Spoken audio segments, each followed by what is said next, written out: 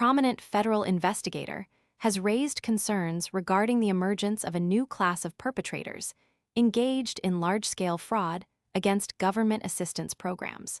The Department of Labor, DOL Inspector General, has highlighted the proliferation of individuals, referred to as fraudfluencers, who openly promote and facilitate fraudulent activities through digital platforms.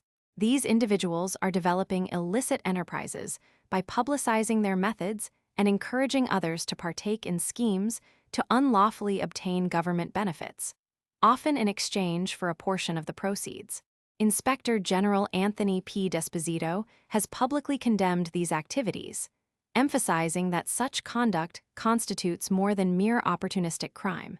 It represents a deliberate and overt betrayal of public trust and the diligent taxpayers who comply with the law. He asserts that the theft of taxpayer resources will be subject to vigorous prosecution. A particularly illustrative case involves Brittany Egland, a former contract employee of California's Employment Development Department, EDD. Egland used her social media presence, where she commanded thousands of followers, to actively recruit participants for fraudulent filings of unemployment insurance, grants, and rental relief, utilizing privileged information and stolen identities. In total, Egland illicitly obtained $2.8 million in government funds.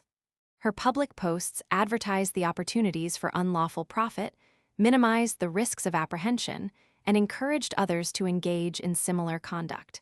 The legal consequences for Egland were substantial. In June 2025, she pled guilty to conspiracy to commit wire fraud, resulting in a sentence of 60 months imprisonment, 36 months of supervised release, and an order to make full restitution of the stolen funds. Investigators have identified a growing number of similar cases where social media platforms are used to normalize and glamorize fraudulent activities targeting government relief programs. For example, Jonathan Dupiton of Atlanta was convicted and sentenced to 7 years in prison for masterminding a $3.8 million scheme using stolen identities to collect unemployment benefits. Likewise, Fontrell Antonio Baines, known as Nuke Bizzle, was sentenced to over 6 years in prison after publicizing, in a music video, his theft of $788,000 through pandemic-related unemployment assistance. Inspector General Desposito notes that while the venues for criminal activity have modernized, the underlying motivations remain unchanged. The brazenness of these acts, coupled with their digital documentation, assists law enforcement in tracking and prosecuting offenders. He affirms that efforts, in close coordination with the White House Task Force to Eliminate Fraud, are focused on pursuing these cases with rigor to ensure accountability and uphold the integrity of public assistance programs. Want to make sure you never miss our latest videos? Tap that follow button right now.